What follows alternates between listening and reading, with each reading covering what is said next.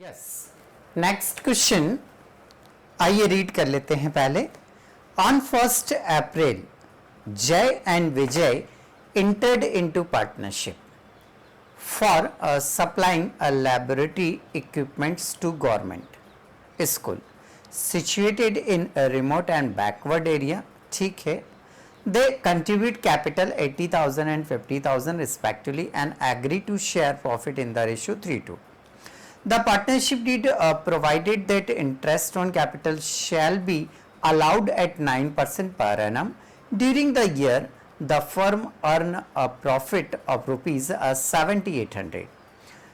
Showing your calculation clearly, prepare profit and loss appropriation accounts of Jai and Vijay for the year ending 31st March.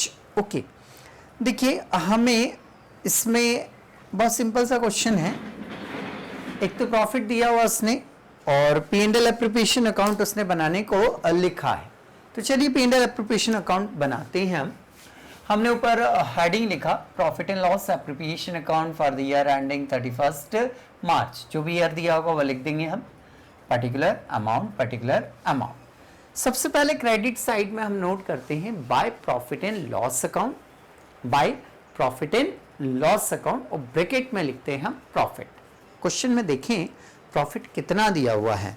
Profit का जो amount है वो सबसे last में उसने लिखा हुआ है 7,800। ये लिखा हमने 7,800 रुपीज। ओके, अब हमें कैपिटल पर इंटरेस्ट लगाना है। एक ही पॉइंट है, कैपिटल पर क्या लगाना है, इंटरेस्ट। तो calculation of interest on capital, जय की कैपिटल है 80,000, जय की कैपिटल है 80,000, 80,000 का 9%, 80,000 का 9% 7,200 रुपीज आ रहा है।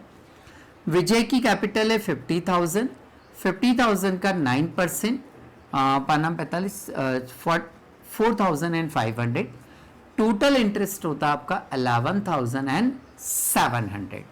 यहां तकलीफ है हमें, कभी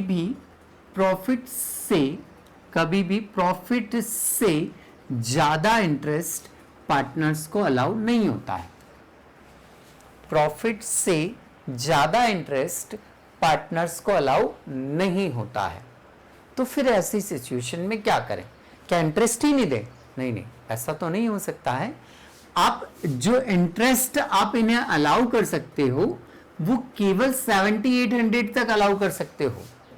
इंटरेस्ट की वजह से, इंटरेस्ट के रीजन से आप इसको लॉस में कन्वर्ट नहीं कर सकते हो। जैसे यदि मैं पूरा इंटरेस्ट यहां लिख दूं 11,700, पूरा इंटरेस्ट यहां लिख दूं 11,700, तो ये लॉस में कन्वर्ट हो जाएगा। तो आप ऐसा नहीं कर सकते हो क्योंकि इंटरेस्ट के रीजन से आप फर्म को लॉस में शो नहीं कर सकते हो। तो फिर हमें क्या करना पड़ेगा, इन्हें इतने रुपए इंटरेस्ट नहीं देना पड़ेगा, इन्हें इंटरेस्ट इतना देना होगा ताकि यहां की टोटल और यहां की टोटल क्या आ जाए, बराबर आ जाए।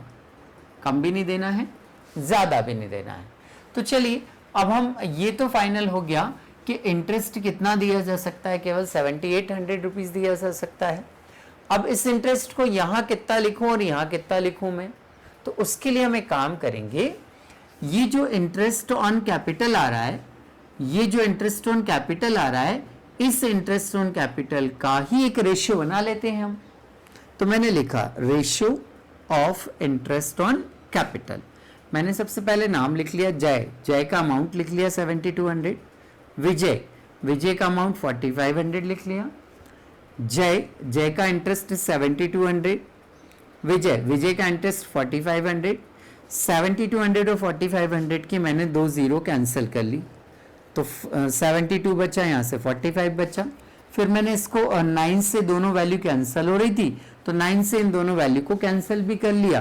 तो 9 से इसको कैंसिल किया 8 टाइम्स गया, 9 से इसको कैंसिल किया 5 टाइम्स गया। अब ये कैंसिल नहीं हो रहा है, तो ये बन गया मेरा रेशियो 8:5, मतलब कितना हो गया 13। इस अमाउंट को, मतलब इस अमाउंट को यहां मैक्सिमम आप इंटरेस्ट कितना लिख सकते हैं 7,800। तो मैंने इस 7,800 को 8:5 के रेशियो में क्या कर दिया, डिवाइड कर दिया। तो division of interest on capital 7800 ही इंटरेस्ट दे सकते हैं, उसका मैंने 8/13 कर लिया, 8/13, तो 8/13 आपका आ रहा है 4800। देन वही 7800 का 5/13 कैसे आया, विजय का जो रेशियो है 5 है और टोटल रेशियो कितना है 13, तो ये कितना हो गया 5/13। 5 से मल्टीप्लाई करेंगे, 13 से डिवाइड करेंगे, तो ये कितना आ गया आपका 3000।